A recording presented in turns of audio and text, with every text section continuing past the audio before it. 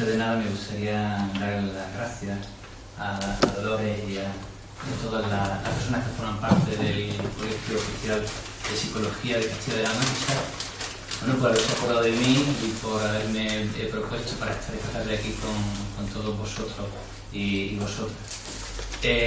Bien, pues mira, voy a hacer una pequeña introducción respecto al planteamiento de la charla de esta tarde, que esta charla un poco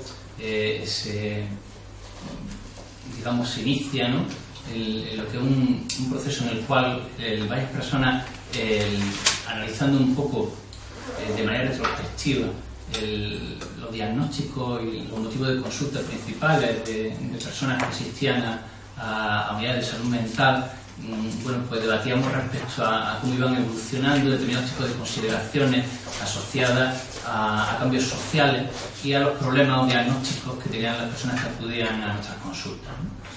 Entonces, en base a eso, bueno, este es un tema que yo también, de una manera u otra, introduje en lo que era alguna de las asignaturas que impartía.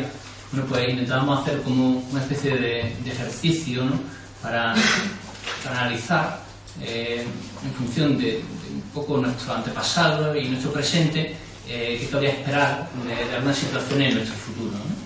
Entonces, bueno, pues también vimos que había bastante literatura al respecto y bueno, muchos autores y publicaciones que intentaban analizar, bueno, pues si mirábamos a un futuro inmediato, 5, 10, 15 años, o incluso más lejano, 20, 30 o 40, un poco cuál sería la estructura social que podían tener sociedades como las nuestras y qué tipo de concepciones, diagnósticos, problemáticas podíamos encontrar, ¿no? Bien, obviamente esto es un ejercicio que tiene muchos riesgos, ¿no? Muchos riesgos de exactitud, ¿no? Porque el futuro tiene un punto de impredecibilidad bastante importante, ¿no? Pero bueno, también se ha constatado que hay determinados tipos de fenómenos que, bueno, pues de una manera u otra han constatado que realmente pues, han ido cumpliendo, llamémosle, un patrón de desarrollo evolutivo. Y bueno, y entonces en base a eso, pues mi charla va a versar sobre un poquito un análisis inicial, ¿no?, de cuáles son los elementos que desde distintas disciplinas pues piensan que nos vamos a encontrar y que nos va a afectar a la sociedad en la que vivimos de manera más impactante o más relevante, y de una forma directa o indirecta, cómo esos cambios también de una manera u otra van a afectar al comportamiento del individuo, ya sea individual y social, ¿no? No solo voy a hablar de diagnóstico o de patologías, que hablaré, ¿vale?, pero quizá también me voy a detener ya en cuestiones que no, ya hablaremos, que una de las críticas, ¿no?, de los grandes problemas por los que nosotros tenemos que luchar es con un poco toda la psicopatologización, ¿no?, de la vida cotidiana, ¿no? Entonces, bueno, obviamente pues, habrá que hablar de estos problemas incipientes o de estos nuevos problemas que parece que están surgiendo, que pueden surgir, pero también nos vamos a parar bastante en algunos conceptos básicos que van a afectar al desarrollo de fenómenos fundamentales del ser humano. Me refiero, por ejemplo, pues, a fenómenos como la muerte, como el suicidio, como la familia o las propias relaciones de pareja, que bueno, ahora intentaré daros pues, los distintos argumentos. Pues muchísimos especialistas piensan que el concepto que hoy por hoy tenemos de familia o de pareja heterosexual clásica occidental, pues está en crisis y que de aquí a muy poco tiempo pues vamos a sufrir cambios importantes en lo que son los modelos de convivencia, de familia, de pareja, de sexualidad, de vivencia de la muerte, de suicidio y de cuestiones que, bueno, que hasta ahora a lo mejor pues muchos de nosotros no lo hemos planteado, ¿no? Pero que espero que después de esta charla pues podáis reflexionar también un poquito sobre ello, ¿no? Bien. Algunos de los temas que vamos a tratar son temas bastante controvertidos, incluso bueno, pues, tienen unas connotaciones ideológicas importantes, pero bueno, ya os aviso que no vengo aquí a convencer a nadie, de hecho no vengo a defender nada, voy a poner siempre los dos polos de la moneda, porque sabéis que en muchas de estas casuísticas puede haber planteamientos u opiniones, ¿no?, incluso investigaciones que son claramente encontradas, ¿no?, o que como resultado puedan usar contrapuestas. Yo sencillamente me voy a intentar pues ser, digamos, un guía turístico en donde os voy a guiar por las distintas temáticas y por los distintos posicionamientos que existen, y bueno, ya que cada uno pues reflexione o asuma o piense qué es lo que puede ocurrir en un futuro. Y también uno de los objetivos también que me planteo, porque creo que bueno, que también hay que adherirse un poco a la naturaleza de la invitación, ¿no? Que es la formación. Yo os pediría que me escucharais con flexibilidad y con tranquilidad, y que intentaréis también pensar que el plantearos algunos de los temas que vamos a tratar creo que puede ayudaros a un proceso de maduración. Muchos de vosotros, pues todos a lo mejor sois ya psicólogos y estáis ejerciendo, ¿no? Y probablemente pues, muchos de los problemas que vamos a hablar hoy pues o lo habéis encontrado ya o los vais a encontrar, ¿no? Y creo que es muy importante también que nosotros como profesionales independientes que intentamos ayudar a los individuos, intentemos también situarnos en todos los polos o casuísticas, ¿no? Y entonces, bueno, pues sencillamente al principio voy a hacer una pequeña introducción de lo que son el tema de cambios sociales, luego directamente empezaremos a hablar ya de algunos de ellos organizados un poquito por temática. No me da tiempo a hablar de todos los que se podrían hablar, me he tenido que dejar algunos por cuestión de tiempo, y también me he permitido el lujo de destinarle un poquito más de tiempo a aquellos que pienso que van a ser mucho más relevantes o más importantes que otros, ¿vale? Yo en principio estoy abierto a que me interrumpierais o a que podamos establecer un diálogo, pero no sé, ya empezamos un poquito mal de tiempo y la verdad que iba yo un poco muy ajustado. Si queréis, bueno, si lo veis apropiado, pues podéis intervenir y demás, o si no, al final de la charla, pues me voy a quedar hasta mañana porque me tengo que ir y demás. Podemos alargarnos todo lo que queráis y no me iré de aquí sin dejar de contestar cualquier tipo de duda o sugerencia que queráis hacer. Muy bien, pues vamos a comenzar. Bien, mira, el tema de cambios sociales, y un poco así a nivel teoricismo, hace referencia, digamos, a alteraciones que van a ocurrir en el tiempo y que de una manera u otra van a modificar las estructuras sociales, ¿no? Y de una manera u otra pues, van a tener unas consecuencias, ¿no? Normalmente las causas de estos cambios sociales han sido un objeto de estudio de múltiples disciplinas. De hecho, ahora vais a ver que muchas de las temáticas que nosotros vamos a hablar pues le interesan mucho a la antropología, a la sociología, a las ciencias políticas y demás, ¿no? Porque hay mucha gente que está, digamos, como muy empeñada en intentar analizar, comprender y predecir qué es lo que va a ocurrir. Porque saber o intentar acertar un poco lo que puede ocurrir en un futuro tiene unas connotaciones muy importantes desde el punto de vista político, de gestión de recursos, económico e incluso educativo. Bien, ¿qué repercusión tienen los cambios sociales en el comportamiento humano? Bien, pues ya os comentaba al principio que algunos realmente van a ser difíciles de predecir, porque sabéis que ya hemos visto algunos movimientos sociales que ha habido en algunos países en donde no sabemos qué elemento puede ser el resorte que haga saltar pues, determinados tipos de casuísticas, ¿no? Por ejemplo, ahora hablaremos de se piensa que más tarde o más temprano sistemas políticos como Rusia o como China van a explotar, ¿no? No sabemos cuándo, ni por qué, ni cuál será el antecedente de que esto pueda ocurrir, pero sabemos que hay algunos cambios sociales que se van gestando de una manera poco a poco, pero hay otros que explotan, ¿no? Por casuísticas que pueden ocurrir y que pueden ser azarosas o relativamente caprichosas, ¿no? Estas repercusiones también pueden ocurrir y pueden ser una moda, puede ser algo relativamente agudo o puede ser un cambio temporal o en el tiempo que realmente puede abarcar un tiempo pues, bastante importante, como ahora también veréis, ¿no? Y pueden depender pues, de múltiples fuentes etiológicas o causas, ¿no? Realmente el por qué ocurre un cambio social puede estar motivado por muchas de ellas, ¿no? Nosotros vamos a hablar un poquito de ella y en una dirección también que se está discutiendo y yo quería hacer partícipe a todas vosotras y vosotros, ¿no? Una que hace referencia un poco, sabéis que las tesis darwinianas, ¿no? De que el ser humano somos un ser en evolución, hoy por hoy se están cuestionando, ¿no? Se están cuestionando desde el punto de vista de que hay gente que piensa, o autores que piensan que la especie humana ha dejado de evolucionar, hemos llegado a un punto de estabilización, a pesar de que hay vías que dicen que no, que continuamos evolucionando, pero que incluso a lo mejor estamos hasta cortocircuitando las propias leyes del darwinismo, ¿no?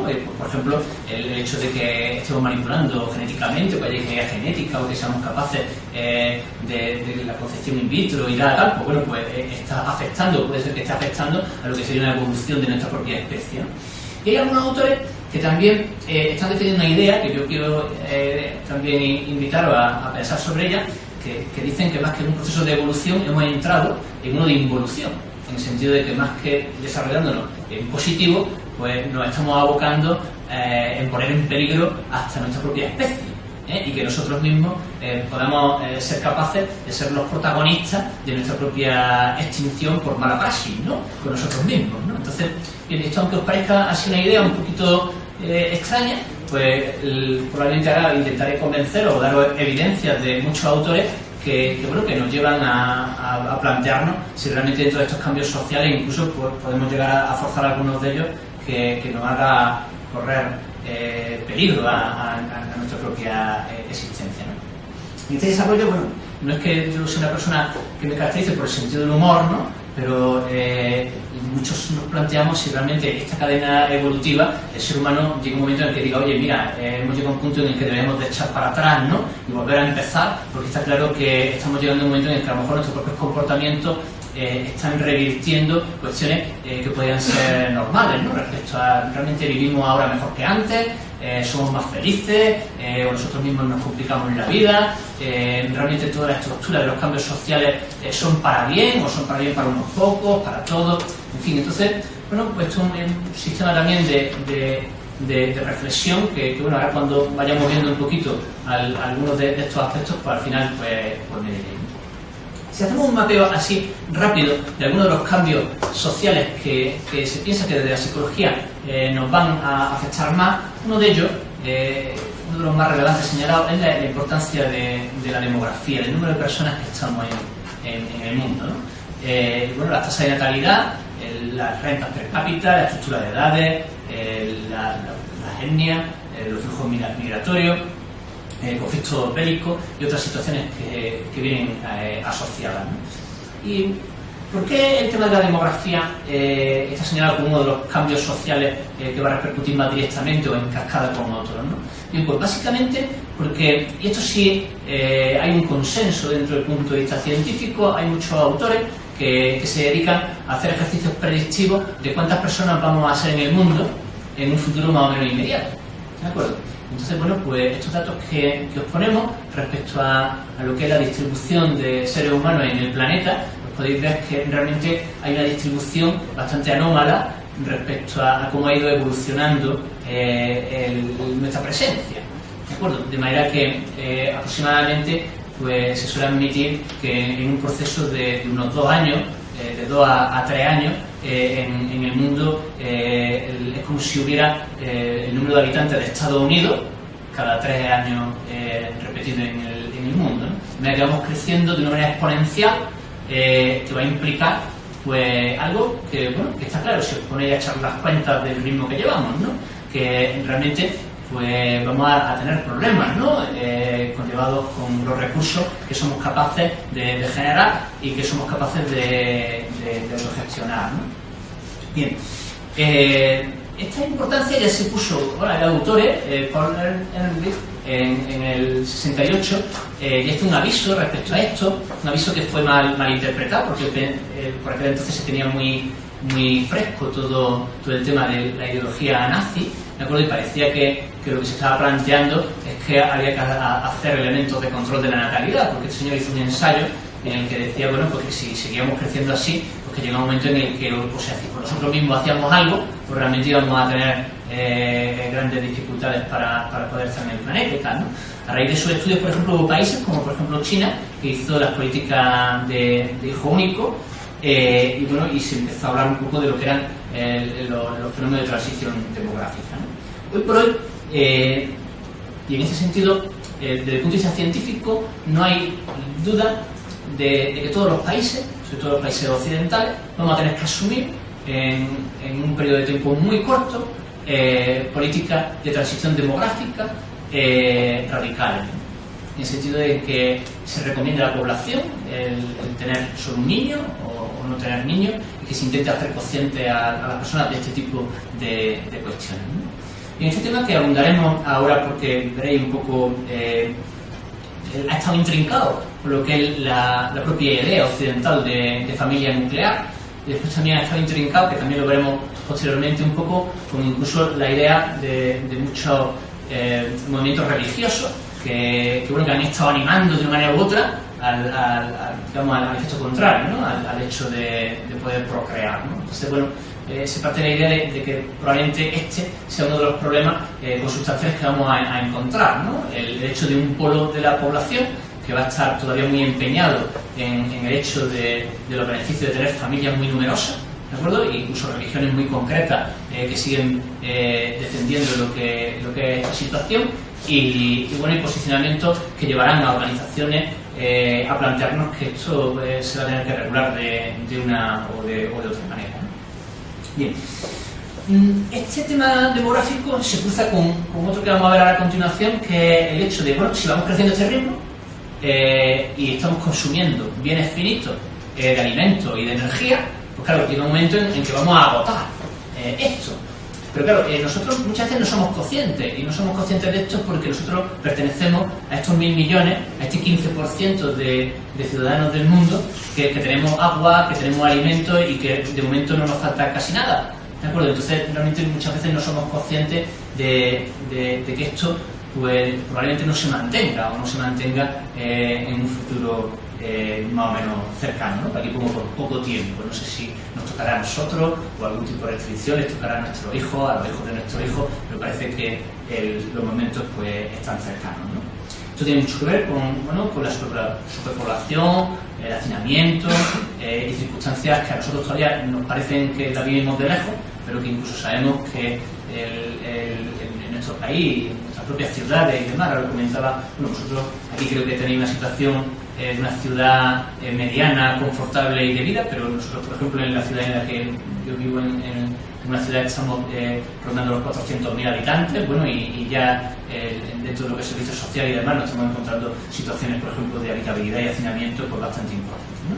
Esto se cruza con lo que es la demanda de recursos naturales respecto a los bienes finitos, como hidrocarburos, minerales, agua, ríos, tierra cultivable y demás, que sabemos también que de una manera u otra pues se están agotando. Entonces, bueno, esto los científicos lo llevan poniendo encima de la mesa desde hace muchos años, pero a nivel de política y de gestión, pues realmente no está habiendo un paralelismo, porque parece un poco que la política se hace a corto plazo, que parece también que tienen que ocurrir grandes cosas para que haya grandes cambios. Pues sabemos, bueno, pues que esto más tarde o más temprano pues ocurrirá, ¿no?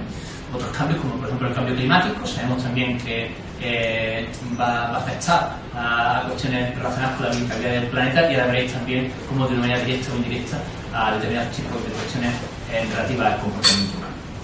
Bien, esto, bueno, pues termina también en base a que estos cambios sociales, a pesar de todos estos procesos de inestabilidad y de falta de predicción, parece que casi todos pues van también confluyendo en lo que se ha denominado globalización, ¿no? Porque parece que, bueno, que de una manera u otra la progresiva internacionalización un poco tanto de flujos comerciales como de capital pues hace un poco que intentemos ir dentro de lo que son este tipo de políticas y de procesos económicos y sociales que nos van afectando y que de una manera u otra pues van definiendo nuestro propio desarrollo. Bien, pero todo esto normalmente ocurre para lo bueno, pero también para lo malo, que ahora lo veréis, ¿no? O lo veremos, o intentaremos demostrarlo, que realmente nosotros disfrutamos de todas las ventajas de nuestra superioridad evolutiva y de nuestro desarrollo, nuestros inventos, nuestras tecnologías, pero después también vais a ver que también podemos llegar a ser propias víctimas, ¿no? también de este tipo de procesos de evolución, ¿no? Si más lejos un poco, ponía un poco por la pirámide esta capital, estamos viendo, ya lo veremos, ¿no? Como nuestros propios cambios sociales también cada vez nos están haciendo que los polos se vayan difuminando y tanto nuestra distribución social como distribución económica cada vez se vaya polarizando, y eso pues tarde o temprano pues tiene sus consecuencias, ¿no? Venimos casi todos de unos periodos en los cuales las propias clases medias éramos mayoritarias, y cada vez las clases sociales se van extinguiendo y se van perdiendo pues determinados tipos de recursos y derechos que así veremos cómo van evolucionando. Bien, esta evolución de cambios sociales pues, ha afectado a las clases sociales, al aumento de las diferencias según las localizaciones geográficas, en países, en continentes. También está afectando a lo que es la consideración de la pobreza y hambre, a los conflictos bélicos, a las revoluciones sociales. Y bueno, y como comentaba antes, nos parece también que estas revoluciones sociales, que parece que pueden ocurrir desde por cosas muy predeterminadas hasta otras cosas que puedan ser relativamente azarosas, pues van a terminar afectando a una parte muy importante del mundo, incluidos pues algunos países que tradicionalmente están fuera un poco de los procesos de globalización, que se piensa que más tarde o más temprano tendrán procesos de desestabilización y volverán o se acercarán a este tipo de transición, ¿no? Bien, lo que sí habrá será una importante modificación de los estilos de vida, y bueno, y parte de esa modificación de los estilos de vida, y ahora lo veréis, porque a lo mejor estáis pensando, bueno, hasta qué punto algunas de las cosas que os estoy diciendo van a tener repercusión en el comportamiento humano. Bueno, pues ahora vais a ver cómo bueno, pues todo está interrelacionado y realmente con muchos de ellos pues se van a producir, ¿no? Bien, desde la psicología, ¿cuáles pensamos que dentro de este contexto de cambios que se van a poder llegar a producir se van a afectar más, ¿no?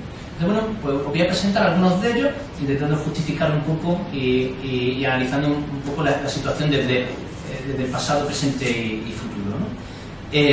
Bien, uno de los que parece que existe más consenso respecto a que va a haber una modificación importante es la conceptualización de la muerte y del suicidio.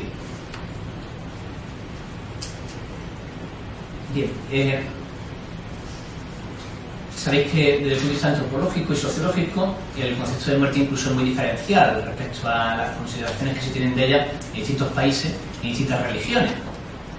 Bueno, y si bien nosotros tenemos un posicionamiento occidental, también de carácter incluso hispano, ¿no? Porque se dice que países de habla hispana, incluido España, pues tenemos la conceptualización y la vivencia del proceso de muerte pues bueno, pues de una manera a veces diferencial a incluso países occidentales, pero que puedan ser, por ejemplo, del norte de Europa, ¿no?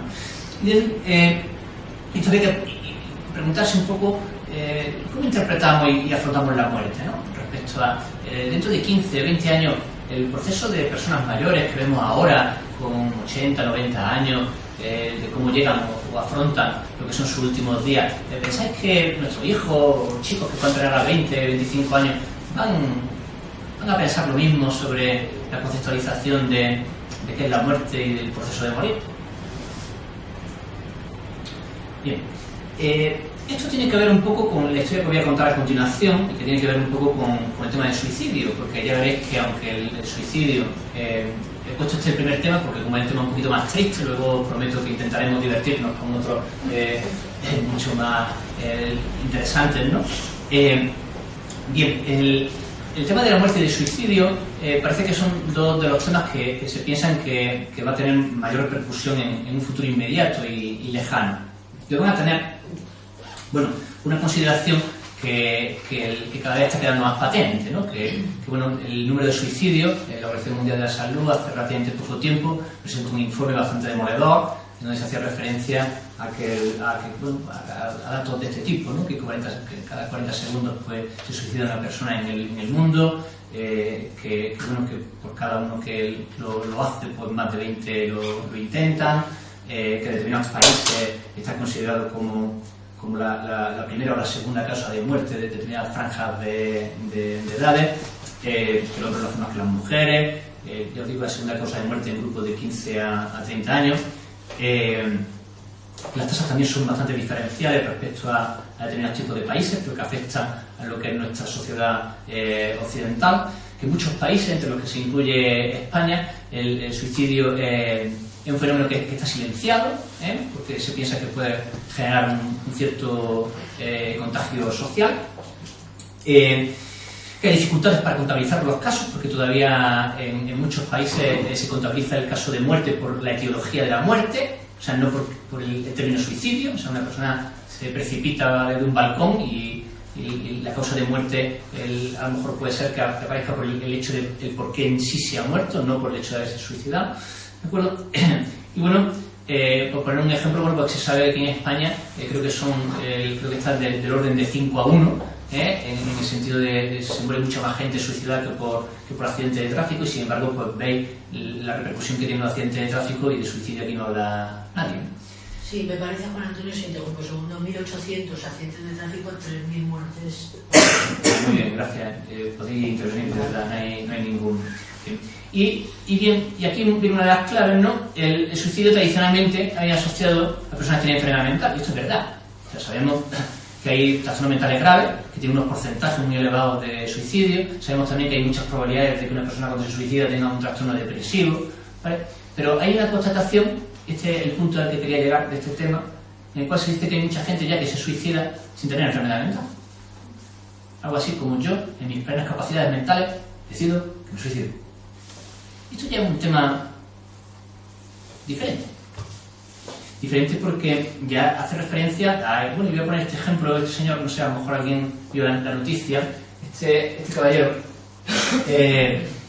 bueno, pues lo resumo, un señor que ha estado toda la vida corriendo, ha tenido una vida feliz, con hijos, casado, en fin, y era una persona optimista, divertida, corría maratones. En agosto de 2013 en San Sebastián ganó una carrera de 60 metros lisos para personas obviamente mayores de 75-80 años, y a este señor le diagnosticaron un tumor, un cáncer, y entonces le tenían que intervenir. Entonces ya le aseguraron que con 95 años y con una intervención de cáncer que no sabía ni siquiera si iba a poder superarlo, pero que no iba a volver a correr, y que iba probablemente a estar encamado, que el cáncer podía ser doloroso, tal. Entonces este señor, que tenía, bueno, vivía en un país en el cual está legalizado el suicidio asistido, pues decidió pues suicidarse de manera legal y asistida. Él montó una fiesta con su hijo, su amigo, puso una fecha, creo que era un martes, y el fin de semana hacía la fiesta, lo comunicó a todo el mundo. Se lo pasaron muy mal en la fiesta, le estuvo haciendo chistes, una persona vital, había tenido una vida estupenda, 95 años, corriendo, feliz, pareja, hijos, trabajo, persona totalmente normal, pero que llegaba y que admitía, bueno, pues la edad que tenía, las circunstancias que tenía, y bueno, tomó esa decisión libremente. Los protocolos de algunos de estos países implican un trabajo que a lo mejor dentro de nada tenemos que hacerlo nosotros, ¿no? Que es el demostrar que esta persona está tomando esta decisión de manera estable, sin verse influida por la muerte de un familiar o por algún tipo de enfermedad mental y demás.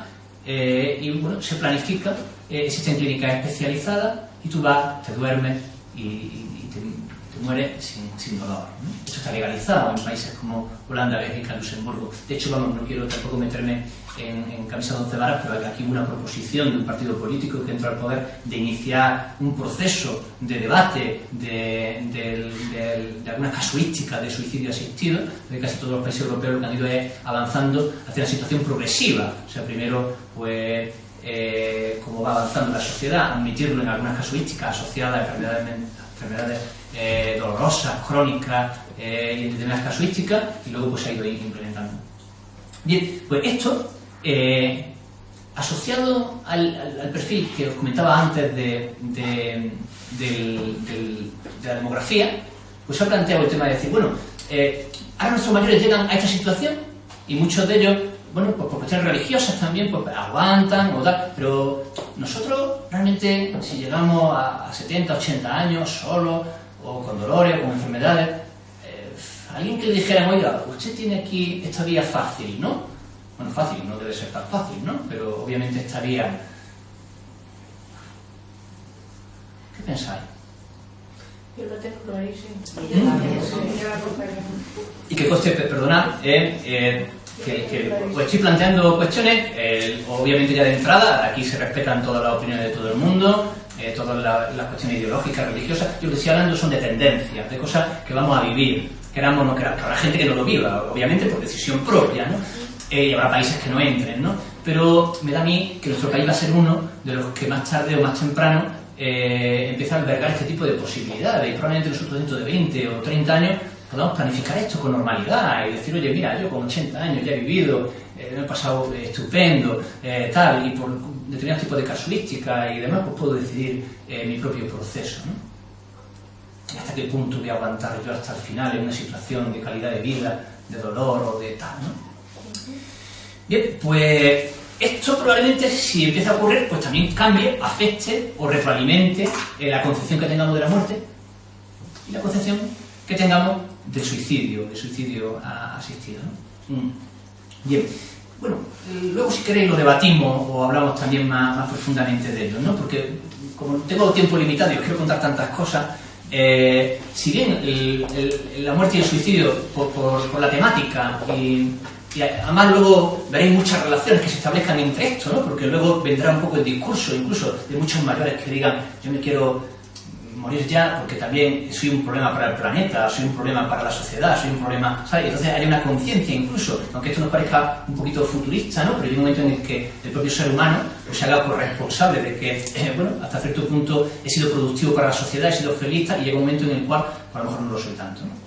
Bien, otro de los temas que parece que va a ser de los más importantes en cambio social en nuestra sociedad, bueno, ya lo está siendo, creo yo, son los nuevos modelos de familia y de sexualidad y de pareja, ¿vale? A mí me cuesta un poco de trabajo disociar dónde empieza uno y dónde empieza otro. O sea, la pareja, el sexo y la familia, os voy a decir cosas que tienen mucho que ver porque tienen mucho que ver, ¿no? Pero bueno, si pudiéramos hacer un resumen, pues el resumen en dos palabras es que probablemente pues, los modelos de familia que conocemos pues van a seguir existiendo, pero va a haber muchos más, ¿de acuerdo? El tema de lo de la pareja creo que va a ser uno de los que más va a verse afectado. O sea, ya la pareja está tradicional, heterosexual, te conocí en el instituto, me casé contigo para toda la vida, pues no, olvidaros de ello, ¿vale? Pues no va. Ahora lo vamos a ver y ahí espero ya que nos riamos todos un poquito más, pasemos de la muerte a reírnos de nosotros mismos, ¿no? Porque realmente, bueno, pues parece un poco que tanto la institución de la familia como de la pareja como de la propia sexualidad va a ser uno de los cambios sociales más importantes que van a afectar a nuestras vidas o a las vidas de nuestros hijos, si los tenemos, o de la gente que habite nuestro planeta, ¿no?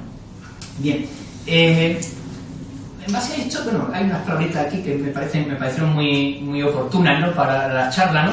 En base a que muchas veces mezclamos los tomates con las naranjas, ¿no? En el sentido de no sabemos dónde empieza una cosa u otra, o en algunas ocasiones muchas veces es más lo que nosotros pensamos o queremos que lo que realmente sentimos o lo que ocurre, ¿no?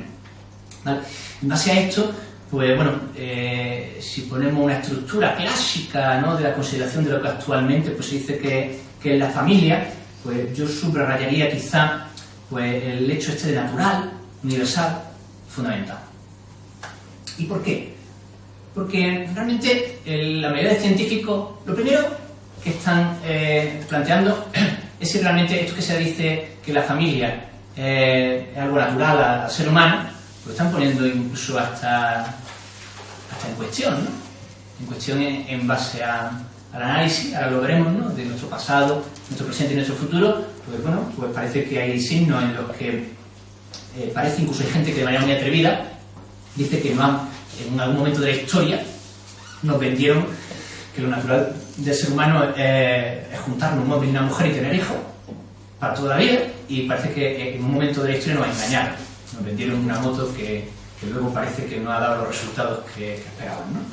Bien, en ese sentido, bueno, pues hay muchos autores y tan famosos como por ejemplo el señor Morris, en donde se hace referencia a que el vínculo de pareja es la condición esencial del ser humano. Bueno, y es una de las cuestiones que actualmente pues se está poniendo más en tela de juicio. Bien, en base a que se está poniendo en tela de juicio, y aquí, bueno, pues lo vamos a ver un poco en consonancia lo que es familia, lo que es sexualidad y lo que es pareja, ¿no? Pues básicamente se está cuestionando desde la historia, desde la primatología, desde las religiones, desde la antropología y desde la propia realidad, ¿no? Pues bueno, sabéis que España tuvo el año pasado el mismo número de divorcios que de casamientos. Y los números de divorcios pues han ido incrementándose de manera de manera exponencial, ¿no? Y que sabéis que más del 50% de las separaciones y divorcios están provocadas por la infidelidad, ¿vale? Y parece ser que un porcentaje también muy elevado, porque no nos aguantamos, en definitiva, ¿no? Bien, si vamos un poquito a la historia, bueno, pues parece que nos metieron un paso muy interesante que tiene que ver con la demografía. Cuando viste ya que hace tantísimos años éramos solo un millón de habitantes en la Tierra, es porque nosotros inicialmente éramos cazadores-recolectores. Y los cazadores-recolectores pues se movían, eran nómadas, ¿de acuerdo? Y bueno, se movían en pequeños grupitos, ¿de acuerdo? Y entonces, bueno, pues se hacía referencia a que uno de los grandes pasos, o de los pasos más importantes del estallido de la demografía, fue cuando dejamos de ser cazadores-recolectores y nómadas, y a alguien se le ocurrió asentarse y hacer la agricultura y ganadería. Empezó la propiedad y empezamos a reproducirnos muy rápidamente y hacer elementos casuísticos que se han analizado en la historia tan simples como el que voy a contar, ¿no? Se dice que, bueno, cuando nosotros éramos cazadores-recolectores, pues al movernos, bueno, pues uno de los fenómenos que podía ocurrir, por ejemplo, es que una mujer cuando daba luz, ¿de acuerdo? Pues daba el pecho. Sabéis que la probabilidad de cuando está dando el pecho, pues el que te pueda quedar embarazada es bastante menor, aunque es posible, pero es menor que si no. Entonces, bueno, pues antes la gente pues daba el pecho 3 años, 4 años o mucho tiempo, ¿no? Entonces, bueno, hay una cierta regulación, aparte de las características que puede implicar el hecho de moverse de un lado para otro, etcétera, etcétera, ¿no? En el momento en el que nos volvemos a la agricultura, al sedentarismo y a la ganadería, vienen las vacas que dan leche. Y a alguien se le ocurre darle a los niños leche, ¿de acuerdo?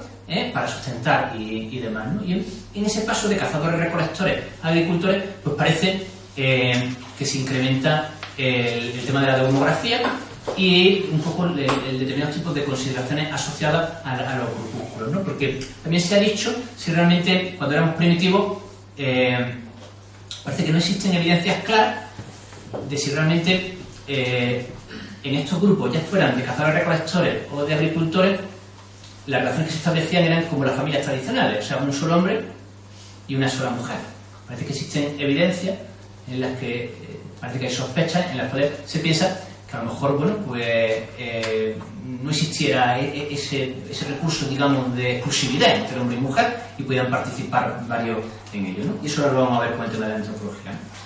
Bien, también se ha estudiado el tema de los primates, pues hace referencia un poco al tema de la comparativa, sobre todo con lo que son los grandes simios, y se ha hecho referencia un poco de todos los simios con los que estamos emparentados y gran parte de los animales. Algunos de ellos vive en pareja exclusiva, hembra-macho. Ninguno. De manera natural, pues todos, bueno, pues son relativamente promiscuos o están unos con otros. De hecho, aquí tenéis el segundo por la izquierda, que es el bonobo, que es uno de los simios que se dice que el ser humano pues nos parecemos más, porque el bonobo pues se da en la mano, se besan en la boca, y hacen posturas de cópula parecidas a las que nosotros hacemos en variedades y demás, a diferencia de otros que tal. Bueno, pues cuando se ha comparado el tema de los primates con el tema de los humanos, pues bueno, pues llega a la conclusión de que realmente no existen evidencias que hagan referencia a que esta ley no escrita o esta situación de que lo natural, lo consustancial del ser humano es estar un hombre y una mujer juntos como pareja estable y para toda la vida, pues no se cumple realmente en ninguna especie. Parece que solo hay una, que es un pequeño mono que ni siquiera es de nuestra familia, que es el gibón, que bueno, que por unas características de vivir en los árboles y demás, y de ser núcleo, digamos, como muy aislado, parece ser el único animal que, digamos, tiene una cierta permanencia en lo que es el tema de pareja, ¿no? Bien, entonces estos estudios con primates, pues lo que hacían constatar un poco, la tesis a la que vamos un poco a terminar, es que, bueno, que a lo mejor pues que no es tan natural, ¿no? El hecho de la situación monofamiliar o de pareja normal que heterosexual que nosotros vivimos, ¿no? También esto tiene sus explicaciones con el tema de las religiones y con el tema familiar. Uno de los procesos básicos de crecimiento demográfico vino asociado a que tradicionalmente una familia veía bien tener muchos niños, porque tener muchos niños implicaban ayuda para el ganado, para la agricultura, para la caza, para la casa, ¿vale? De manera que parecía, bueno, pues que el que tenía una familia grande pues tenía más riqueza, más propensión, se podía defender, etcétera, etcétera, ¿no? Eso, en las alturas de siglo en las que vivimos, no debería ser algo importante, pero realmente vemos que desde las religiones siempre se ha defendido y se ha trabajado, y actualmente se sigue defendiendo, el hecho de tener hijos, ¿no? Entre otros tipos de casuística, por el hecho también de ser un número muy elevado. O sea, si en mi religión nadie tiene hijos y en otra religión está muy bien tener muchos hijos, pues al final el que tenga muchos hijos y tenga mucho más ciudadanos va a tener más adeptos de la religión, ¿de acuerdo? Una cuestión así como básica, ¿no? Pero estos ejemplos, de hecho lo podéis ver, por ejemplo, con los judíos ultraortodoxos, ¿no? Y el número de niños que crían y el hacinamiento demográfico que tienen en los barrios en los que viven, pues realmente bueno, pues está generando incluso pues, problemas importantes, ¿no? El hecho de lo que es natural, de lo que es bueno, de lo que es malo, de lo que es pecado y tal, pues algo que se está poniendo en tela de juicio respecto a considerar si esto o no debería de ser así, ¿no? ¿Vale? Y esto igualmente ocurre con lo que es el rechazo a lo diferente o a lo minoritario, al tema de parejas del mismo sexo y demás, ¿no? Desde la antropología, bueno, pues se han estudiado pues más de 100 culturas y tribus distintas. Ahí tenéis una muestra de ellas, en las cuales en ninguna de estas tribus, y estamos hablando más de 100 tribus que están diseminadas por todo el mundo, no viven en pareja heterosexual ni en familias tradicionales occidentales. Eso también ha sido de peso porque de hecho pues, se ha visto que la mayoría de ellas pues nada nos diría que son más infelices que nosotros. De hecho pues viven muy bien, suelen criar en comunidades a los propios niños. De hecho muchas veces no se sabe o no se tiene claro de quién es el padre del niño, ¿de acuerdo? Y existen pues fenómenos, casuísticas tan divertidas o tan geniales, ¿no? Como lo que es la concepción de paternidad múltiple, ¿no? La concepción de paternidad múltiple la tienen todas las que tenía aquí puestas, ¿no? Que hace referencia un poco a que cuando una mujer se queda embarazada existe el pensamiento mágico de que para que pueda dar a luz pues tiene que recibir, cuanto más semen reciba mejor, y de cuanto más padres mejor, porque así más cualidades tendrá el niño. Realmente que es tradicional, que está bien visto, que la mujer cuando se quede embarazada pues se ofrezca sexualmente a otros varones, ¿de acuerdo? Que copulan con ella, y entonces bueno, pues se ve como algo precioso dentro de la comunidad, todo el mundo se alegra, todo el mundo tal, la mujer está en este tipo de situación y tal, ¿no? O situaciones como por ejemplo las de otras tribus, ¿no? En las cuales, pues bueno, pues lejos de ser un poco como la sociedad occidental, que parece que el hombre es el que quiere estar con muchas mujeres y tal, hay sociedades como por ejemplo las mojáves, en donde las mujeres viven con normalidad y con tranquilidad, el ser ellas las que realmente quieren estar con más hombres, ¿no? Y tener ese tipo de situación, ¿no?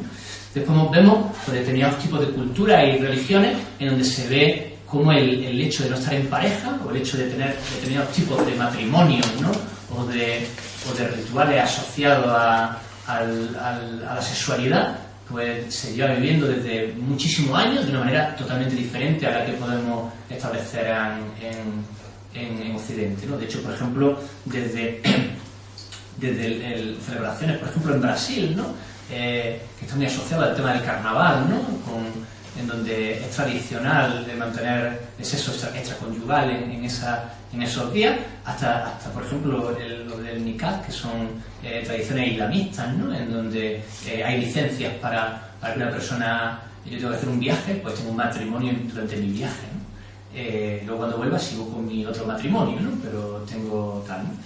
Bien, o situaciones, por ejemplo, como la Mosua, en donde bueno, pues tiene libertad y autonomía sexual. De hecho, realmente la comunidad de 56.000 personas que viven dentro de la comunidad Mosua están caracterizadas por una situación también que me gusta un poco comentarla porque me resulta bastante original, ¿no? La mujer cuando tiene 13-14 años se independiza en su propia choza o habitáculo, en donde tiene una pequeña habitación que llaman la habitación de las flores, ¿de acuerdo?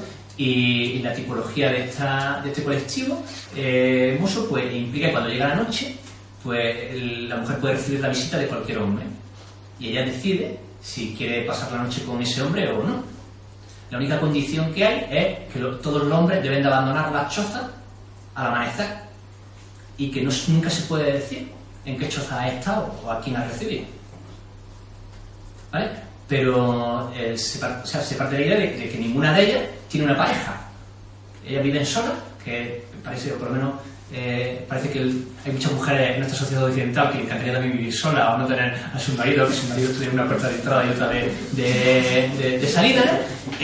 Bueno, y se vive con una total normalidad, en el sentido, bueno, pues de naturalidad y de divertimento, ¿no?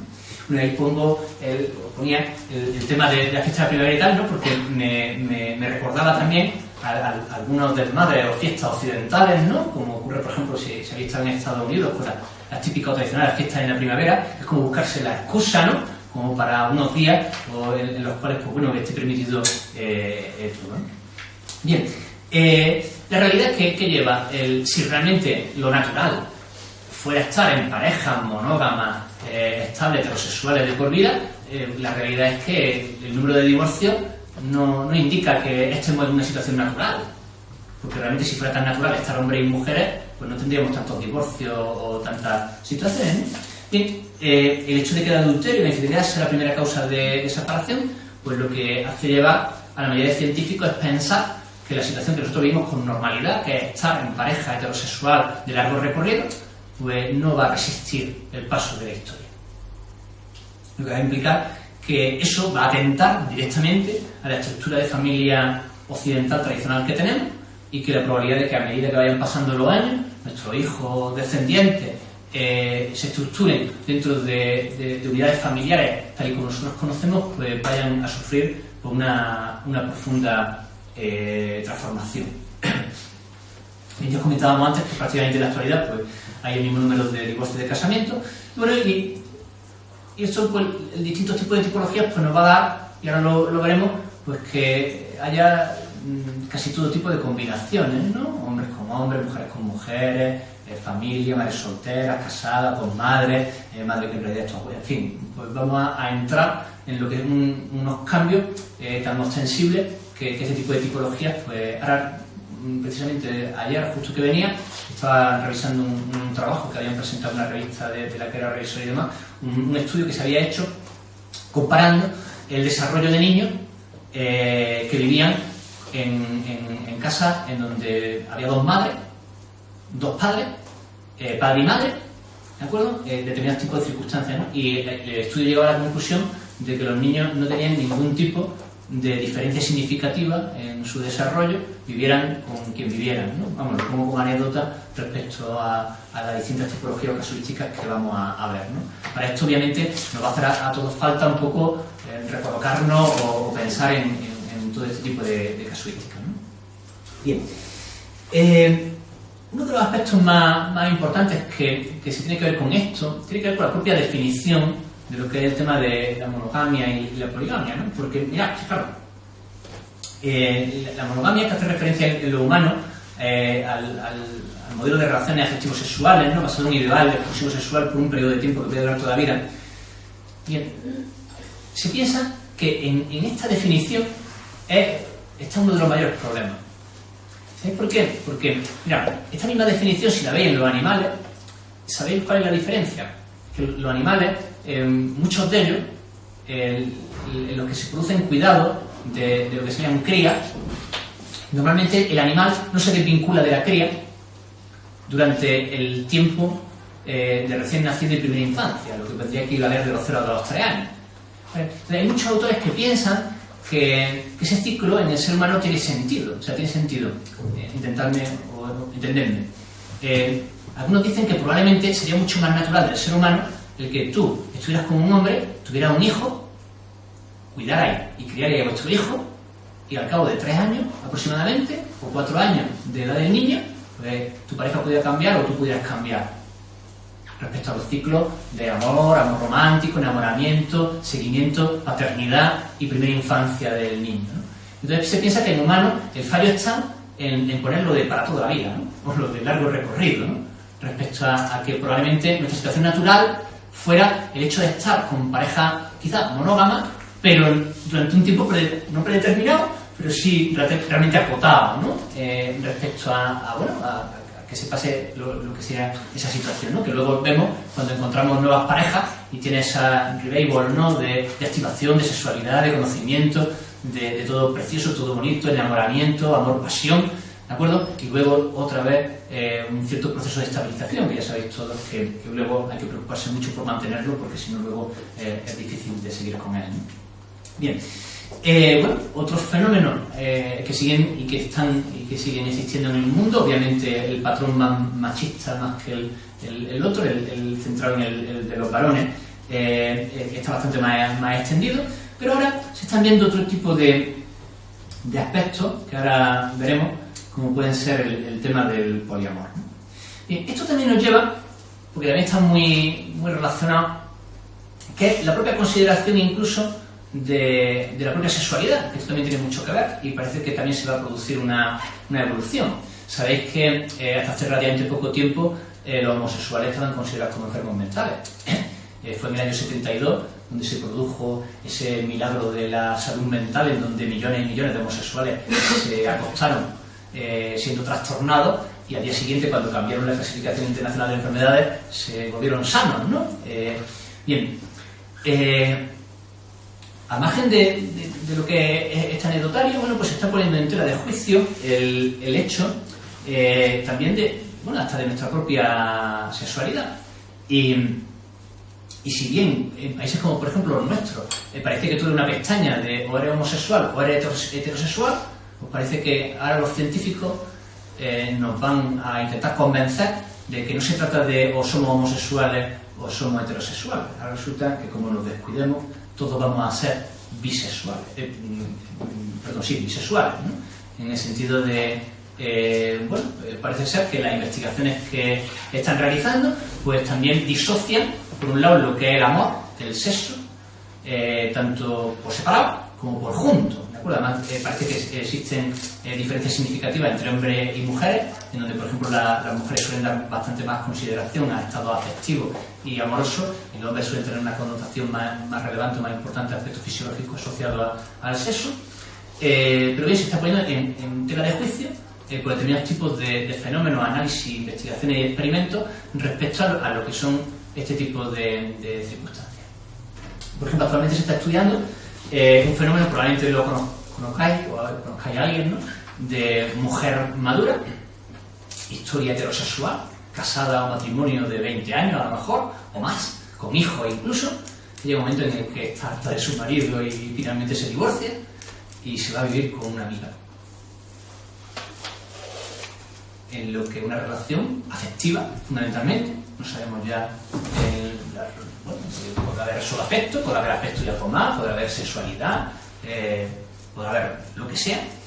Bien, pero ha habido americanos que incluso han intentado investigar esto y han puesto a estudiantes universitarios en líder respecto a consideraciones en cuanto a determinados tipos de casuísticas, ¿no? Imaginaros, por ejemplo, que estuvierais desnuda o desnudo y tuvierais tapados los ojos y alguien os va a acariciar, sí que tuvierais un elemento de identificación del sexo de la persona que os acaricia. Si luego se os preguntara si os ha gustado o cómo habéis encontrado y demás, y realmente no hubiera un elemento en el que tú pudieras identificar si que te has acariciado o tal, en un hombre o una mujer, ¿qué creéis que pasó o qué pasaría? Identificaban los estudiantes que le agradaba más, acertaban realmente de quién podía hacerle sentir más en una circunstancia o en otra. Bien, otras investigaciones incluso han hablado de cómo nos adaptamos a las situaciones. O sea, se ha estudiado, por ejemplo, el sexo en situaciones de confinamiento típico, por ejemplo, penitenciario. ¿Por qué en contextos penitenciarios personas que tienen un carácter de vida, por ejemplo, heterosexual, tienen relaciones homosexuales y demás? Entonces, bueno, pues se ha puesto en cuestionamiento pues también incluso esta situación sexual, ¿no? Respecto a, bueno, pues a lo mejor también bueno, hay connotaciones sociales importantes respecto a las decisiones que podamos tener, ¿no? Aquí me gustaría contar una pequeña anécdota, que creo que es muy significativa, de, como ha comentado antes Dolores, uno de los sitios donde atiendo a pacientes en el servicio de atención psicológica de la universidad, que caracterizado fundamentalmente en una población mucho de chicos y chicas jóvenes, ¿no? En edades comprendidas entre 18 y 30 años, ¿no? Entonces nosotros algunas veces comentamos entre nosotros, bueno, yo probablemente hace unos 7 u 8 años tuve un caso de una chica que me resultó muy divertido, bueno, divertido en el sentido que ahora os comentaré, ¿no? Una chica que venía de fuera a estudiar veterinaria, que es una carrera que se estudia en Córdoba de manera muy exclusiva, que hay pocos sitios donde estudiar, venía de muy lejos, y entonces la chica venía muy agobiada porque había estado en una fiesta y tal, entonces, y se había enrollado con su compañera de piso.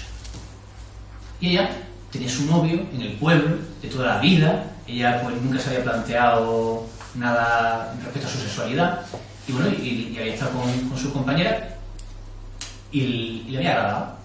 Entonces el conflicto era que ella iba a ir el fin de semana y se iba a decir en el pueblo a la familia, al novio, ella ya está diciendo que soy lesbiana y yo no lo sabía y tal, entonces ella ya era un poco el tema este, o eres una cosa o eres la otra, no sé si lo veis, ¿no? Entonces claro, nosotros le planteamos decir, oye chica, que a lo mejor no es que se trate de que de un día a otro has dejado de ser heterosexual y ahora eres, a lo mejor bueno, tú has estado a gusto y has estado bien con tu compañera, a lo mejor eso no te implica que tú puedas estar bien con tu novio, no sé si lo veis, ¿no? Que no es una cuestión de departamento estanco, de o soy homosexual o me pego un tiro y soy hetero, o ahora empieza y termina, ¿no? O sea, vivimos muchas veces la sexualidad como algo blanco-negro. Bueno, a lo mejor, bueno, pues esta chica pues tuvo un proceso con su compañera que le puede resultar agradable, que ya se podía plantear pues si repetirlo o no repetirlo, si tiene una relación afectiva, si no, si el mero hecho sin necesidad o de manera exclusiva o independiente al hecho de volver a tenerlo con su pareja o con otro chico. Bueno, esto que hace 8 años para nosotros fue una anécdota, es algo, por ejemplo, que en Estados Unidos es muy común. Mujeres y hombres en edad universitaria que en campus tienen pruebas o tienen contactos homosexuales sin luego, bueno, independientemente luego de ser o tener vida heterosexuales, ¿no? ¿Qué quiero decir con esto? Quiero decir con esto, bueno, es que realmente se está poniendo en tela de juicio pues realmente algunos clichés respecto a que todo sea tan definido, tan claro. Bueno, a lo mejor pues las cosas pueden ser diferentes. Después otras investigaciones o experimentos que a mí me han resultado también bastante significativos, pues sobre todo en el entorno de los estudiantes universitarios, pues, que tienen que ver un poco con el tema de las parejas. Hay unas señoras que trabajan en psicología social en Massachusetts, que hicieron el siguiente experimento, ¿no? Contrataron a 2 modelos profesionales, un chico y una chica, los 2 muy guapos, y le dieron instrucciones para que de manera aleatoria, en la salida del campo, pues se acercaran a personas del sexo contrario y muy amablemente y muy educadamente le dijeran, oye, te llevo observando desde hace muchos días y estás en mi clase y tal, o tal, y me gustan, ¿no? Podríamos tener una cita. Que alguien te coge cuando salgas del campo y te diga esto en Estados Unidos significa algo así como que puedes triunfar, ¿no? Porque si alguien te para y te dice tal, algo así, ¿no? Y entonces lo que contabilizaban era la respuesta de tal, ¿no? La chica modelo se lo decía a varones y el chico modelo se lo decía a mujeres, ¿no? ¿Qué pensáis que ocurrió?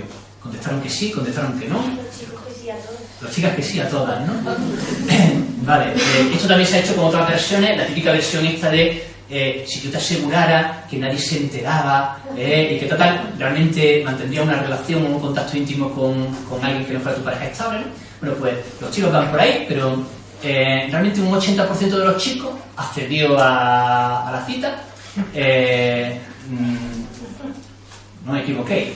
Del 20% restante, un 10% dijo que no podía ese día, pero que sí podía ser otro. Y solo un 10% se negaron a quedar con la chica.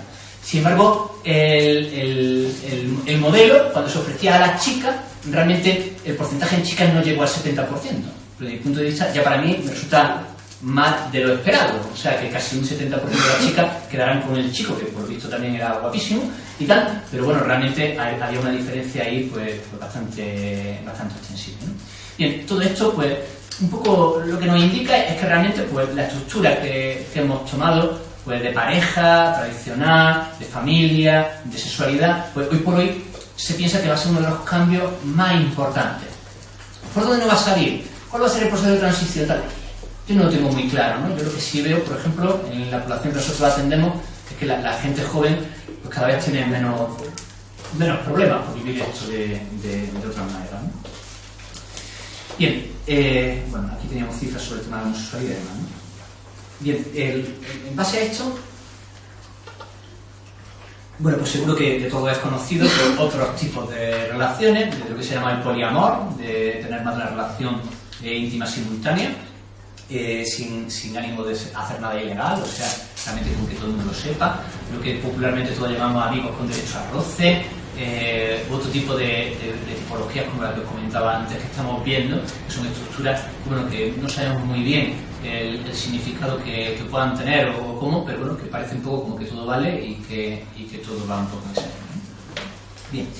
Si dejamos un poco estas dos temáticas que yo, desde mi punto de vista, creo que van a ser las principales, o las que más connotaciones van a tener, el tema de la muerte, el suicidio y todo lo que tiene que ver con familia, pareja y sexualidad, luego parece lo que todo el mundo coincide es que va a haber un viraje a una psicopatologización de la vida cotidiana, en base un poco a que vivimos una sociedad en donde si usted no tiene un coche magnífico, no tiene un gran trabajo, un gran piso, y todo lo que es nuestra sociedad occidental, pues usted no tiene derecho a ser feliz y tiene que estar feliz.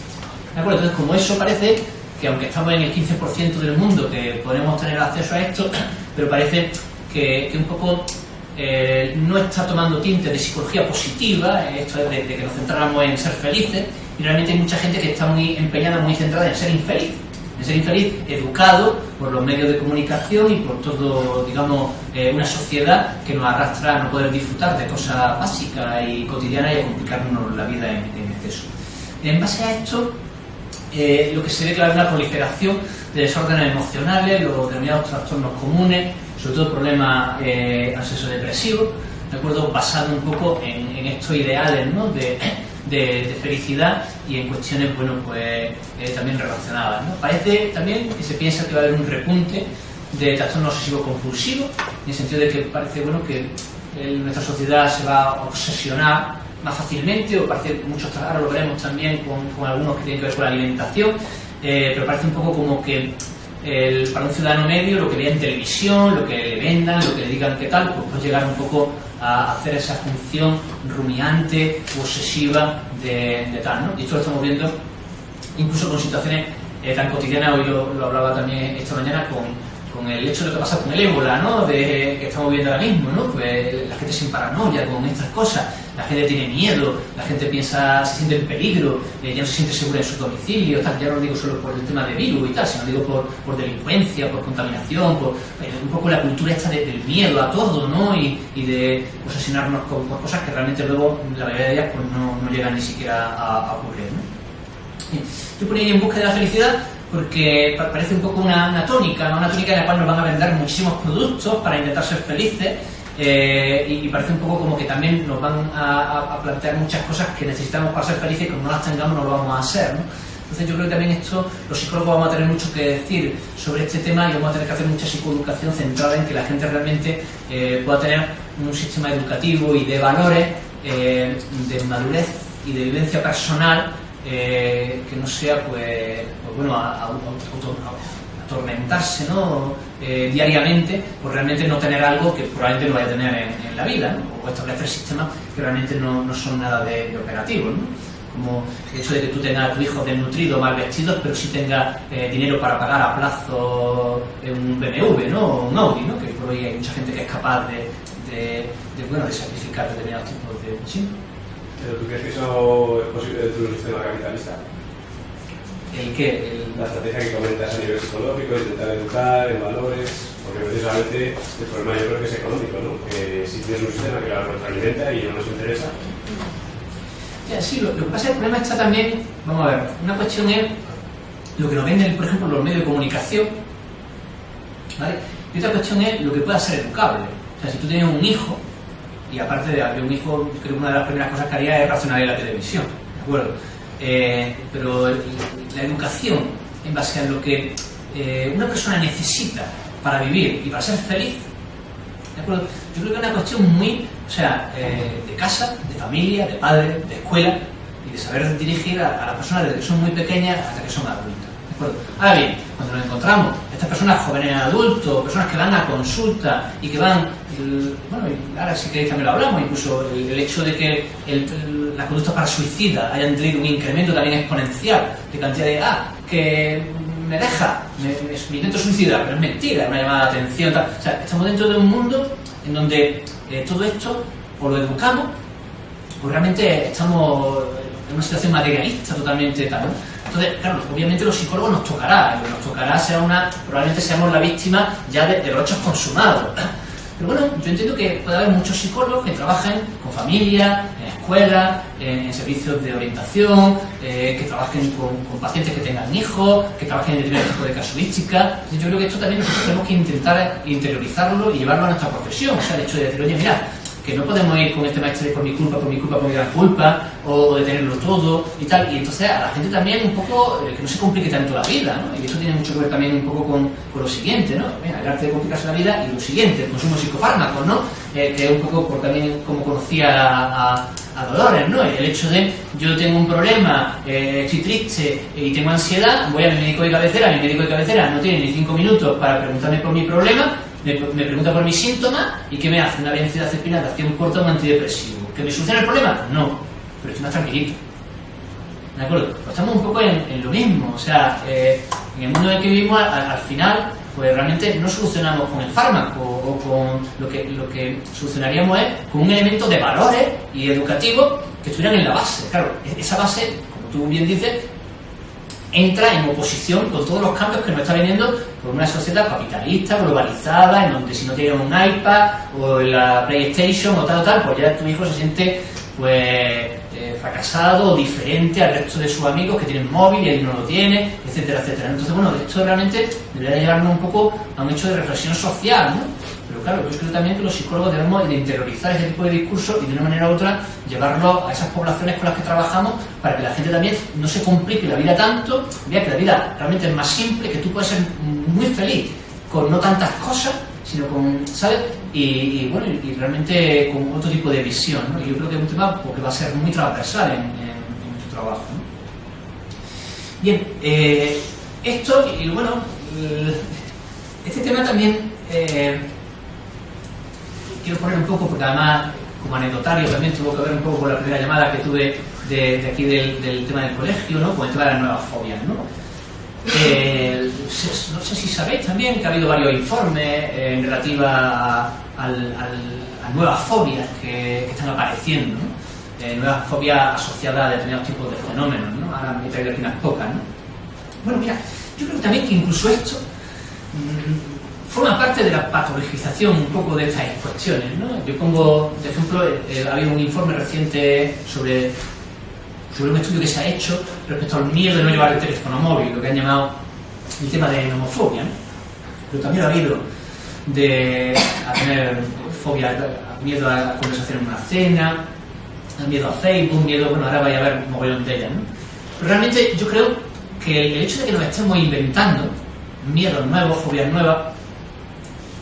El otro día me saqué, hay varias páginas web que se están dedicando a juntar el número de fobias que están descritas en la literatura.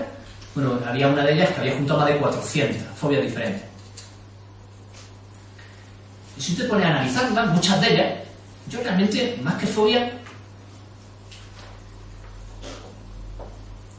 yo no llevaría fobia, ¿no? O llevaría, pues bueno, miedo o situaciones, llamémosle menores, ¿no? Porque realmente la conceptualización de fobia tomó, digamos, su consonante, su forma, ¿no? O su diagnóstico real por un miedo insuperable y que realmente el miedo era irracional, era de un corte irracional. Entonces, claro, aquí, por ejemplo, en la encuesta que se hacía referencia al miedo a no llevar el teléfono móvil, lo que se planteaba es cualquier persona que utilice el móvil, si se deja el móvil en su casa, no se encuentra cómodo esa mañana. Pero no, mentira. Sí. Ahora, esa incomodidad o esa preocupación, ese miedo comprobador de voy a dejar el móvil, a la connotación de fobia, comparable, por ejemplo, a quien tenga una fobia, no sé, a las palomas, porque cuando tenía 8 o 9 años vio la película de los pájaros de Hitchcock y se quedó tal, y vio una paloma y se tira al suelo. Hombre, yo creo que lo mismo no es. Entonces, ¿qué pasa? Que estamos catalogando miedos que están saliendo pues, a Facebook, ansiedad por no tener mi perfil actualizado, o a determinados tipos de críticas, que yo realmente tengo mis dudas de ellas, ¿no? Mis dudas, incluso no sé hasta qué punto es bueno que cataloguemos tantas fobias con tanta normalidad o con tanta seguridad, ¿no? Porque probablemente para un caso o dos casos reales de nomofobia o de cualquier otra fobia de estas características que haya, que lo habrá, ¿de acuerdo? Pues probablemente haya muchos de ellos que sean miedos injustificados, irracionales, o más que miedos, incomodidades o procesos de ansiedad muy leve asociado a algo que sencillamente pues, te hace resultar incómodo, ¿de acuerdo? Pero bueno, realmente nuevas fobias van a seguir existiendo. De hecho, incluso ahora me di cuenta hace poco tiempo que incluso hay páginas que salen las fobias de moda del último año, cosas, o sea, realmente pues, se ha puesto muy... Incluso hay peleas por darle el nombre concreto a cómo se va a llamar a esta fobia, ¿no? Y demás, ¿no? Entonces, bueno, yo no soy muy partidario de lo que es esta situación, ¿no? Pero sí lo que veo es que vivimos en una sociedad en donde sacar miedos nuevos o cosas que nos den ansiedad nueva, pues que la población lo vive con que a la gente le gusta o tal, ¿no? Yo realmente estas cosas intentaría minimizarlas e intentaría pues, canalizarlas desde el punto de vista un poco que habíamos hablado, ¿no? Pero bueno, mirad, pero hay pues, muchísimas, ¿no? Desde la asociada a las nuevas tecnologías, como el tema de escribir mensajes móviles, actualizar el tema de las redes. Ya con el tema de los WhatsApp ya también ni te cuento, bueno, incluso nuevas tecnologías, luego lo veremos si nos da tiempo, que están dando ya caso hasta los celotípicos y los WhatsApp, bueno, hay que quitárselos. Y bueno, están intrincando pues, determinados tipos de cuestiones, como hablaba antes, que la evolución esta humana, no sabemos todavía si evolución o involución, es muy buena para muchas cosas, pero para otras puede resultar también un poco compleja, ¿no? Pues realmente hay gente pues, que las nuevas tecnologías, más que una solución, pues está suponiendo un problema, ¿no? Bien, por ejemplo, en el tema de la alimentación, pues también parece que se están viendo, obviamente el tema de hambre y sobrealimentación, pues va a ser un tema, y los clásicos como anorexia, bulimia y tal, pero bueno, están saliendo también muchísimas tipologías de fobia o de comportamiento asociado a la alimentación. A mí, que yo haya leído de una manera un poquito más extendida, sí he visto, por ejemplo, en sociedades anglosajonas, lo del tema de la ortorexia, lo del tema de la obsesión por el tema de la comida sana. Incluso hay una deformación que implica una tradición que se asoció a través de los herbolarios de gente que el sustento principal de su dieta es a base de pastillas. O sea, tiene una pastilla de calcio, una pastilla de tal, y el tío, lo de la comida es lo de menos, pero lo de la pastilla es lo de más. Y tengo que tener una pastilla por cada vitamina o cada tal que considero importante, y tengo mi pack de pastillas con las que yo creo que como tengo la de calcio, la de vitamina A, la de vitamina tal, pues el hecho de manera que realmente sustenta gran parte de su alimentación en un tema de pastilleo que no tiene un gran sentido. Más allá del sentido popular de que alguien piense que juntando lo que debería tener una comida en pastilla puede generarte el mismo efecto, ¿no? O el tema de la vigorexia, ¿no? Todo el tema está asociado al culto al cuerpo, muy cercano a lo que serían el tema de los culturistas, ¿no? De gente que bueno llega a estar muchísimo tiempo en un gimnasio, desde un punto de vista que incluso le genera problemas adaptativos al hecho de la cantidad de tiempo que pierde haciendo músculos, ¿no? Y tomando anabolizantes o determinados tipos de sustancias asociadas, ¿no? Bueno, pues parece que muchos de estos pues, se van a desarrollar y van a tener deformaciones importantes muy asociadas a la alimentación en un futuro inmediato, ¿no? ¿Vale? Luego, como hablaba de esto, las nuevas tecnologías nos ayudan, nos generan más problemas. Yo había cogido aquí una foto de un caso de, no sé si conocéis, el síndrome de Hikikomori, un síndrome que se empezó a conceptualizar en Japón, en China, Ya hay casos diagnosticados en España de hikikomori, un síndrome asociado que estuvo asociado a la política de hijo único, que tiene que ver también con lo de la demografía que hablaban, ¿no? Que claro, imaginaros una pareja que tiene un solo niño, muchas veces un solo niño porque realmente dentro de su cultura no se le permite tener más o se le penaliza.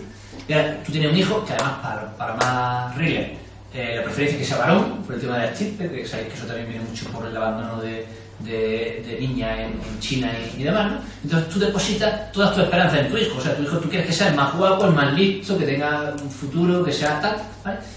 ¿Y qué pasa con los niños? Luego cuando es adolescente no es tan listo como tú piensas, ni tan guapo, ni tan buen estudiante, y el niño te sale un poquito cafre, ¿no? O un poquito disco, ¿no? Bueno, rompe lo que sería ese sueño de padres, ¿no? Y muchas veces el niño siente que ha roto también las expectativas de sus padres. Y el niño entra dentro de lo que sería un cuadro ansioso depresivo y de aislamiento, en donde se mete en su cuarto, se aísla, prácticamente no sale, se conecta con redes sociales, muchas veces con niños de su misma característica. Incluso ha habido casos en los que han llegado a planificar suicidio en grupos de 2 o 3 niños de estos que entran en una situación en la cual no salen, no se relacionan, nada más que por nuevas tecnologías y tal, ¿no? A mí me sorprendió mucho cuando leí hace 2 años que aquí, creo que había sido en Barcelona, había habido el que se había llamado el primer diagnóstico de un síndrome de estas características, ¿de acuerdo? Y me dio mucho que pensar, ¿no? Respecto a esta situación que probablemente todos vivís, ¿no? De estar en una terraza tomando una cerveza y ver una pareja enfrente que no llevan media hora sin hablar, los dos con los móviles hablando con abrigo a tu quién, ¿no? O los niños que con sus nuevas tecnologías no salen del cuarto, no hablan contigo, a lo mejor están hablando con alguien en Barcelona o en La Coruña, ¿no? Bien, las nuevas tecnologías tienen algo bueno, tienen algo malo, y ya por no hablar también del tema de, ¿qué me decís?, de las búsquedas de pareja, redes sociales, contactos y tal por internet, ¿no? Realmente sí, parece que las nuevas tecnologías nos dan lo mejor, pero también estamos viendo casuísticas asociadas al uso de nuevas tecnologías que pues a lo mejor pues resultan problemáticos o resultan también equívocos, ¿no? Sé que ahora mismo, por ejemplo, hay equipos que están estudiando lo que se llama el falso positivo o el acierto de parejas que terminan casándose o haciéndose parejas estables a través de haberse conocido por una red social o por una página de contactos, ¿no? O sea, alguien que se conoce por una página de contactos realmente tendrá probabilidades de si sale de ahí algo de ser una pareja efectiva o de ser realmente real, o estamos viviendo en un mundo en donde tú asumes un rol algunas veces equivocado, engañoso y demás, que no puede ser comparable o similar al hecho de que podemos conocer de manera o desde el punto de vista físico, ¿no? Bien.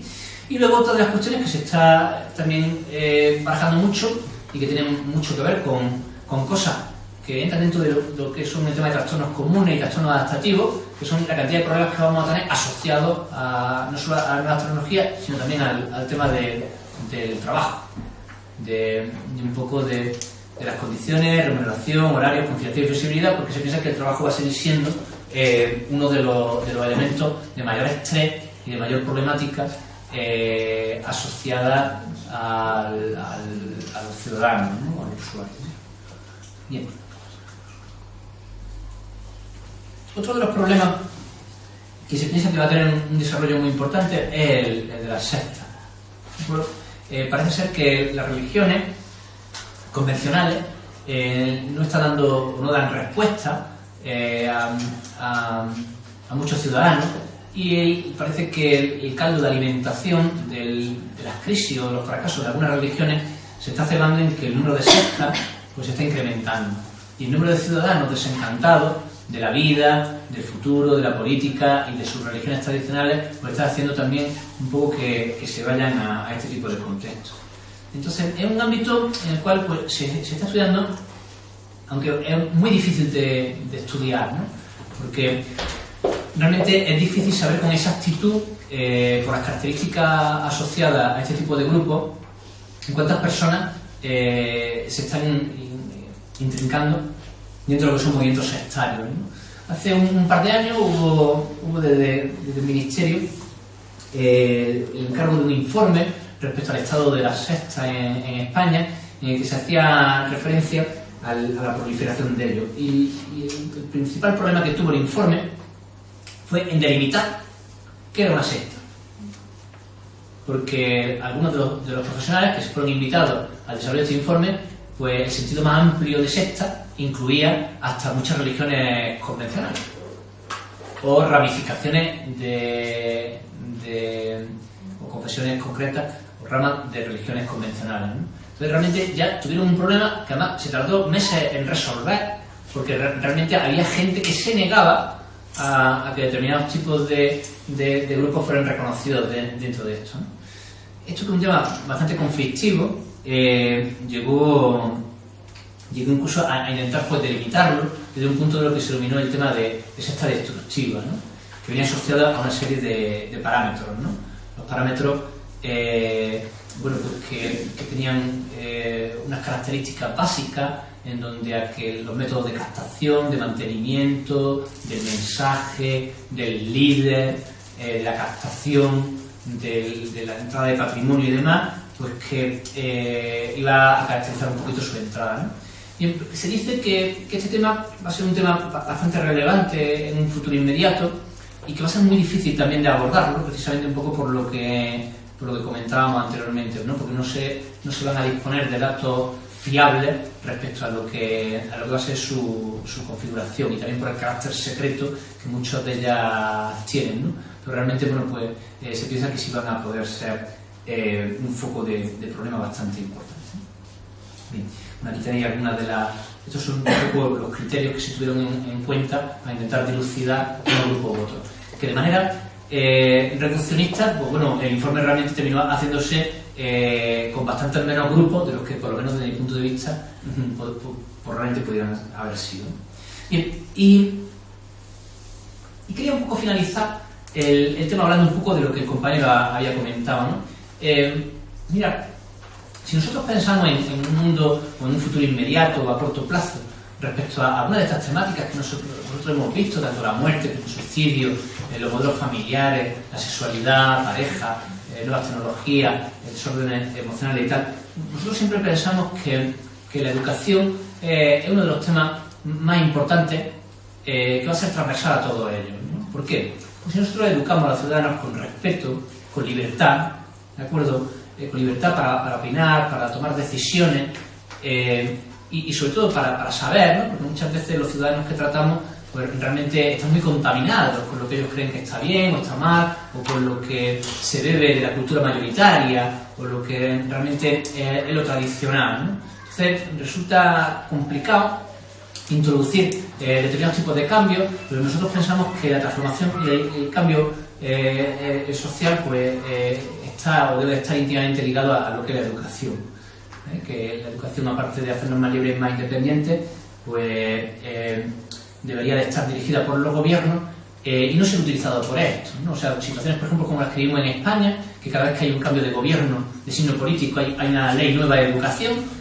Hemos vivido, tú hablas con franceses, con alemanes, con suecos, con finlandeses, y te das cuenta que si hay un pacto en el tema educativo. Nosotros no podemos vivir en un país donde cada vez que viene un gobierno nos cambia el tema de sistema educativo, ¿no? Pero es que la cuestión de la educación en valores y la educación en base a procesos madurativos y abiertos, no sexistas, y centrados también en el desarrollo madurativo y feliz del ciudadano, es algo que debería de ser el interés de... O sea, cuando hablamos de países como Bután, ¿no?, en donde se dicen que hay disposiciones ministeriales donde hay una obligación a ser feliz, ¿de acuerdo? Bien, pues deberíamos dirigirnos un poquito a esto, ¿no?, a trabajar de manera transversal el hecho de que de que los cambios pueden estar bien siempre y cuando pues las personas los vivan con tranquilidad y con felicidad, y que sean capaces de asumirlo dentro de su foro interno de libertad y de independencia, ¿no? Y que realmente pues debería de tratarse esto desde el punto de vista también de la globalización, ¿no? Porque tampoco nos sirve de nada vivir en un mundo globalizado en donde al final nos están dirigiendo nuestro uso y nuestros intereses, incluso aunque vayamos en contra natura, ¿no? Vale.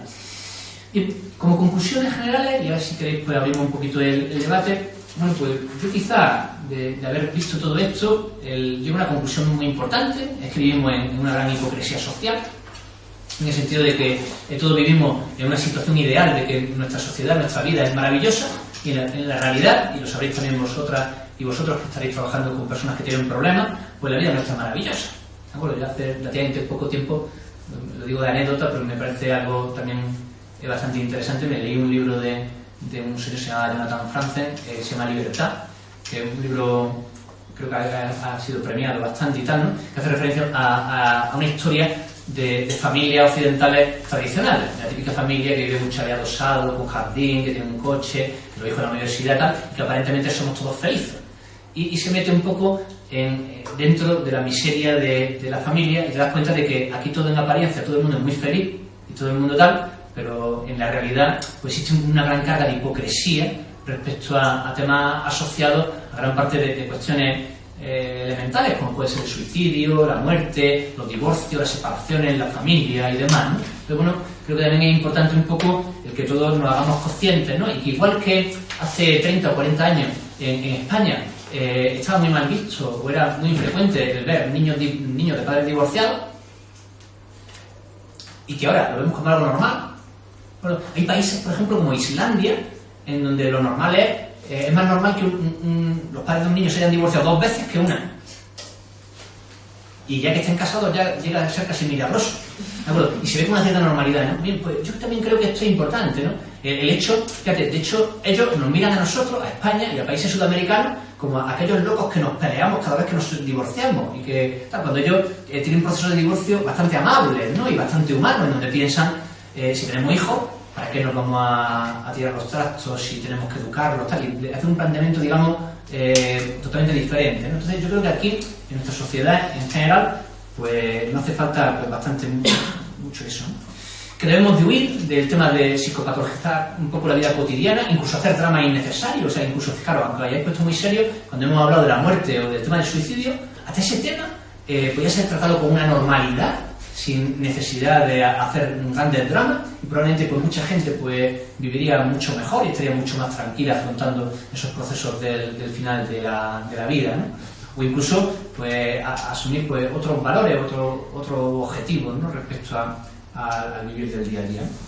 Bien, que cambien paradigmas fundamentales asociados a muerte, suicidio, familia, sexo, trabajo, forma de vida, pues bueno, pues que lo vamos a tener que vivir, que sufrir o no, ¿vale? A algunos les gustarán, a otros no les gustarán, pero desde el punto de vista de la psicología, que tenemos que formar parte protagonista de ayudar a la gente a acomodarse a cambio y a flexibilizar un poco el tema de sus opciones, yo creo que tenemos también, digamos, como una pequeña obligación también a flexibilizar nuestros patrones ya propios para ir adecuarnos progresivamente a estos cambios, ¿no? Y bueno, yo creo también que tenemos que ser conscientes de que siempre va a haber versiones extremas de todo esto. O sea, al igual que va a haber gente que esté muy en contra, por ejemplo, del tema del suicidio, habrá otra gente que esté en versión extrema, ¿no? En donde piense que todos tengamos que suicidarnos, ¿de acuerdo? ¿No? Normalmente el avance de los cambios sociales, de la mayoría de sociedades, se hace de manera progresiva y temporal. ¿Esto qué significa? Que se empiezan a adoptar pequeños cambios y esos cambios se van desarrollando con el paso del tiempo poco a poco, ¿no? Y igual que, por ejemplo, al principio la gente ocultaba que se divorciaba o que se separaba o no lo hacían de manera efectiva y tal, y al cabo del tiempo pues se ha ido normalizando, ¿de acuerdo? Pues aquí pasa algo pues, parecido, ¿no? O sea, pues realmente siempre existirán esas opciones extremas y esos colectivos que no querrán aceptar realidades de determinados tipos de cambios, y los dos extremos, entre los muy progresistas que piensen que hay que hacerlo y que hay que hacerlo de manera inmediata y rápida. De hecho, probablemente asistiremos a un debate en donde se ponga encima de la mesa que vamos a tener que hacer un control de la natalidad en los países y de manera pues, bastante importante, y luego habrá pues, el otro extremo, ¿no? Y bueno, probablemente los cambios sociales se vayan definiendo por lo que está en medio, ¿no? De que manera progresiva se vaya avanzando, ¿no? Bueno, yo creo que desde el punto de vista pues, de nuestra profesión, pues esto implica que todo este tipo de casuística, de conceptos, pues lo abordemos desde la flexibilidad, desde la apertura, desde la adaptación, y bueno, y que ya pues con el paso, pues ya que cada uno juzgue si lo que nos encontramos es un proceso de evolución o de involución, o bueno, o de ninguno de ellos, ¿no? Bueno, y con esto pues un poco termino la presentación. Si queréis pues podemos comentar o podéis preguntar lo que queráis, o podemos podamos debatir sobre alguno de estos aspectos, si queréis, porque realmente me intenté adecuar al tiempo que me daban con esto. Me he dejado algunos temas sin tocar, que son menores, pero creo que estos que son los principales o los más importantes, seguro que nos dejan indiferentes y tienen mucho que comentar. Muchísimas gracias y bueno, y incido un poco a la invitación, agradecer el hecho de que me hayáis invitado, pues un placer siempre compartir estas cuestiones con compañeros de profesión. Muy bien, pues vosotras diréis.